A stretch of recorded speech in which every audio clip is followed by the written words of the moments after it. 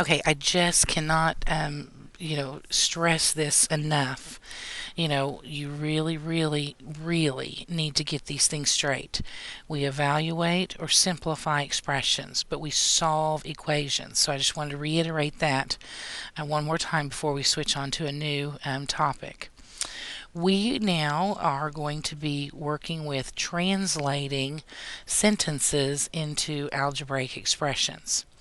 And, the key here to translating these is to learn your basic vocabulary.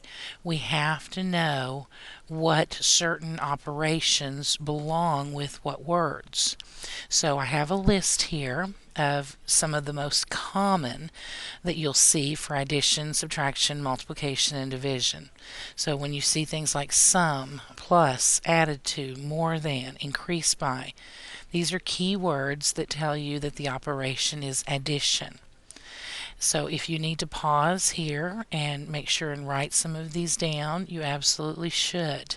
These are absolutely critical to being able to translate into mathematical statements and also into, when we're going to start using these to solve word problems and application problems, not only in this class, but in classes that you take after this also. So very important that you know these key words. Okay, now once we have a good idea of those keywords, now we're going to use those to try and translate. Here's an example that says write the following phrase as a variable expression. Use X to represent a number. So they're saying here where we have a number, we're going to use X to represent that. So let's start here by translating. First of all, we have 16, and then it says decreased by. Well, decrease by, this is our operation. And if you think about what decrease by means, it means that we're going to be making it smaller, right? Decrease by, taking something away. That's exactly what the operation is. 16 decreased by means we're going to take something away from 16. And what is that we are decreasing it by? Some number that we don't know. We're going to let that be represented by X in our problem.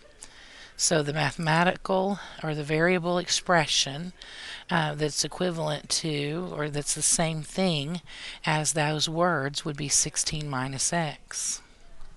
Let's try possibly a more complicated one here. This one says write the following phrase as a variable expression. Use X to represent a number.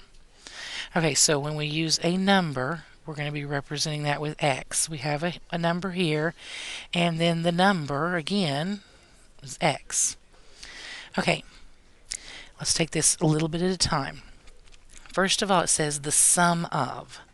Well, the sum of is a key word. When we sum something, we are adding. Now, if you think about adding, you have to add two things together. We have to add something plus something. So what are those two things that we're adding? Well, we're adding 4 and a number. So the number 4 and some number we don't know, which we're going to let be represented by X. The sum of 4 and a number is represented by 4 plus X. Now, it also says added to.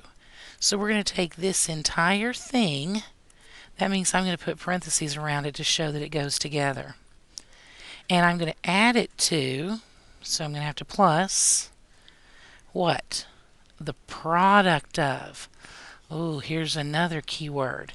So we're going to add this to the product of. That means we're going to be multiplying two things.